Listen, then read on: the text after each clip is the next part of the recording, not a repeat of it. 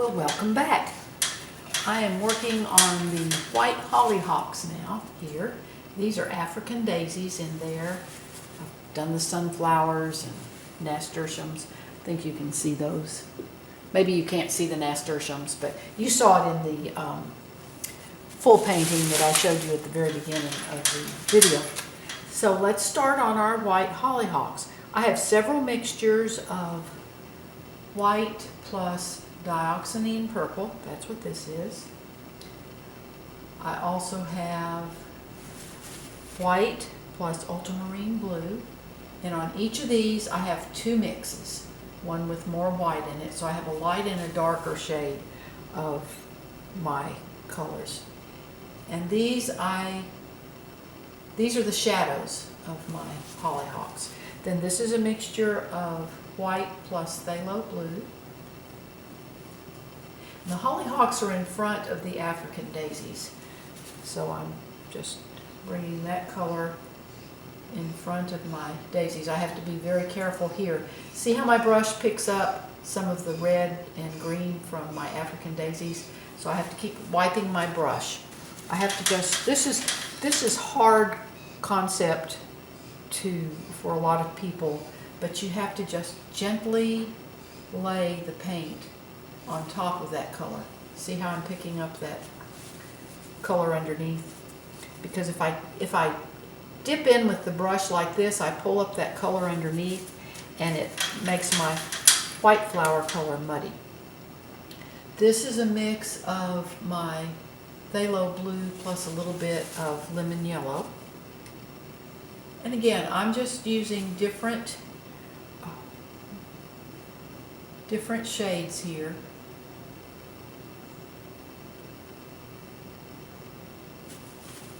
Because I want some variety in the colors on my hollyhocks. And I paint the shadow colors in first, then I will come back later and add my highlights. These are the little just flowers that are just starting out. The hollyhocks have tall seed stalks, or tall stalks that have the seed pods on them. And so some of the buds are opening, so you have some partially opened flowers in there. And we'll have a stalk of flowers down here. Now in the front's going to be salvia, purple salvia. Oh, I just...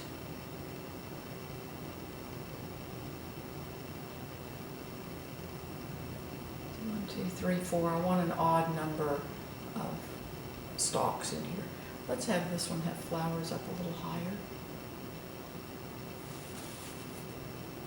The flowers go around the stalk, so you have some that are sideways, some that are full front view.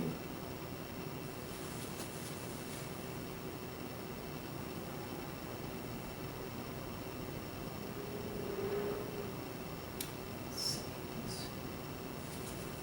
put one down a little lower here.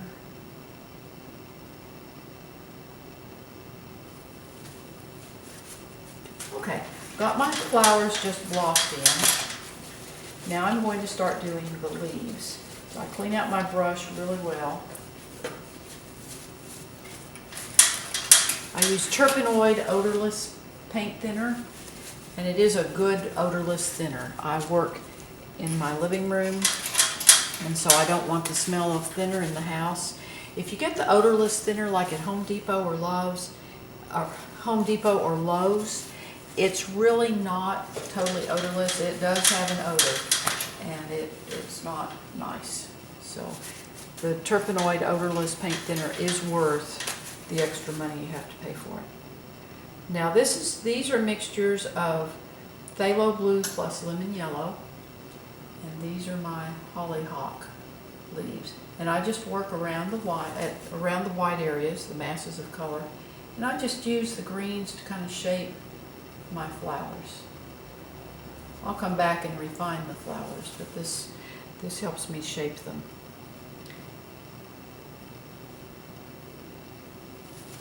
And then I bring some of my leaves in front of the the flowers. And again, I have to be, well, I already wiped it off. I'll show you in a minute. Doing this, I have to be, again, very careful that I don't pick up that. See, I'm picking up the reds and those gray greens on my brush.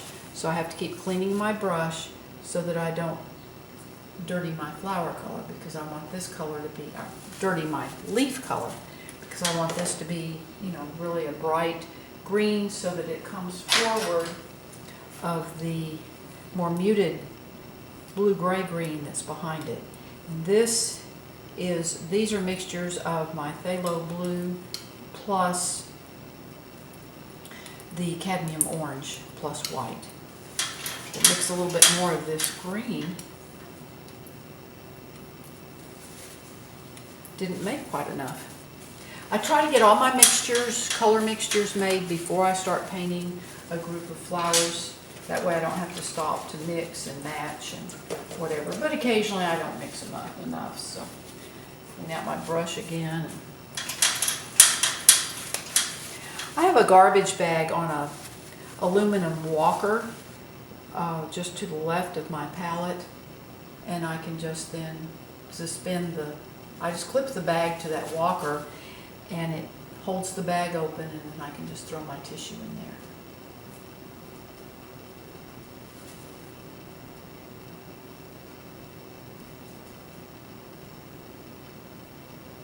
Again, I just work my paint in and around my flowers, and again, I've got to clean my brush because I'm picking some of that white up, and the white will dull my leaves. Now as I get up here, I have saved some of the wall color, the adobe wall. Now let me get this in and I'll show you what I'm going to do.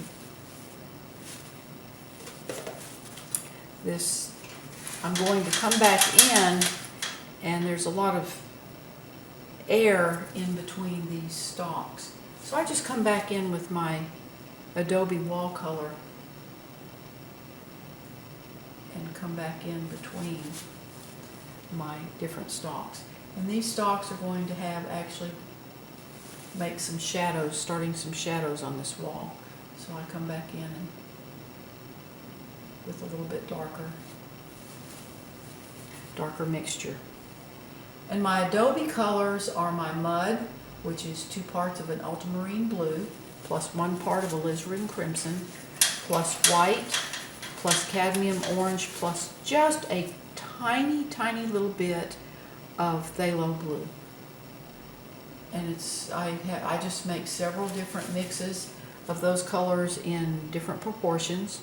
The darker portions have more mud, the lighter portions have more white. But I can work this, I save that color, and if I'm going to be more than 2 or 3 days before I get back to a section, then I can put that on the side of a plastic cup and just stick it in the refrigerator. And that paint will last up to about 2 weeks. And still, you know, you may get a little thick, but you can still use it. And I'm going to put a few little shadows up here that the seed pods are going to make. The light's coming in from the upper right. That's a little bit dark.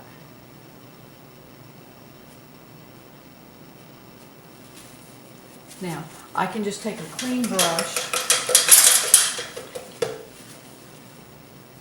and kind of just drag this back in there into this other part's already dry, but since I'm using the same colors that I used to paint that wall, it all is the same. I'm actually going to add a little lighter color over this.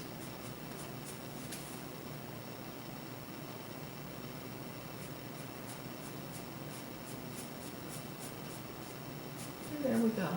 That gets that.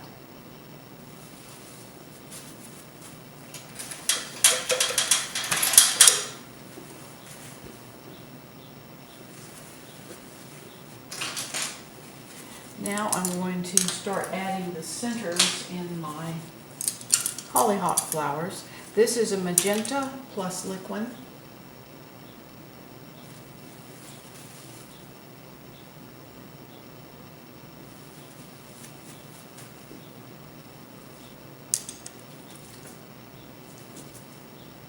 just start putting the centers in these. And in the middle of those centers is going to be a little stamen. And that's cadmium yellow medium. And I'll come back here, add these. The flowers that are straight on, the center will be right in the center. And then the side ones are, the ones that you see more from the side are over a little bit. They kind of dip in like that. That'll be a little small one.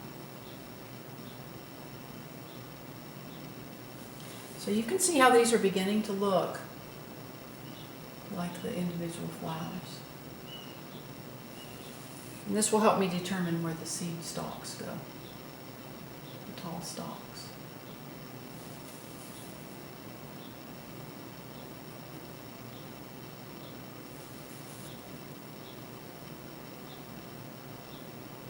I'll come back in and add a little more detail onto the flowers, but this gives kind of an idea. Like right here, I can come back in now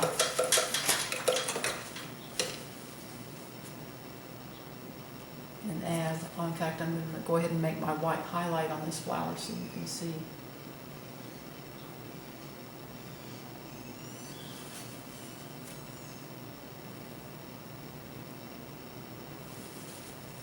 So I can come back in, and now you can see how that color that I previously laid in there acts as the shadows.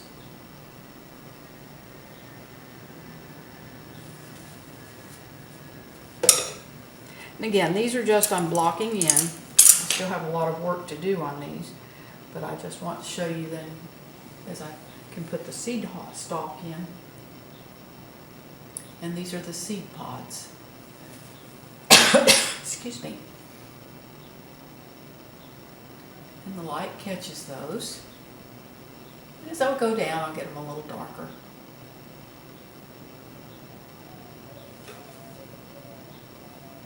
This one catches light here. And I try not to make them just straight up and down. We have a little one coming out here that's catching the light.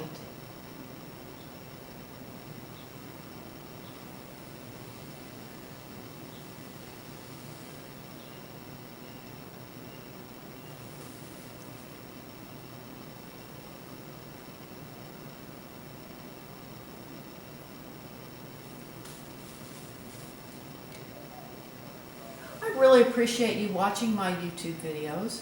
Please subscribe to my channel. You'll receive an email notification every time I post a new video. Also visit my blog where I show the complete step-by-step process of this painting. The link is in the description below. It's also, the address is on the final frame of my video. And you can subscribe to my blog also, and you will see the entire process of every painting that I do on there. So come visit, and I really appreciate you watching. Have a wonderful, wonderful day, and just thank you again.